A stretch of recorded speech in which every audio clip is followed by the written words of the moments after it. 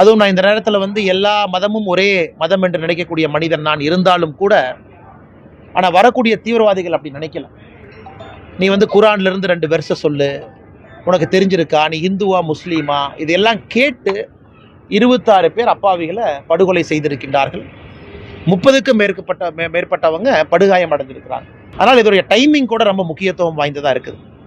பிரதமர் அவர்கள் சவுதி அரேபியாவுக்கு ஒரு முக்கியமான ஒரு நட்பு நாடுக்கு போகக்கூடிய நேரம், அமெரிக்காவுடைய துணை ஜனாதிபதி இங்கே இருக்கக்கூடிய நேரம், அந்த நேரத்தில் ஐஎஸ்ஐ இன்ஸ்பயர்டு இந்த தாக்குதல் நடத்தப்பட்டிருக்கிறது. நிச்சயமாக இது கண்டிக்கின்றோம் என்று சொல்வதை விட நம்முடைய அரசு கொடுக்கக்கூடிய பதிலடியும் கூட இதில் முக்கியமாக இருக்க போகுது.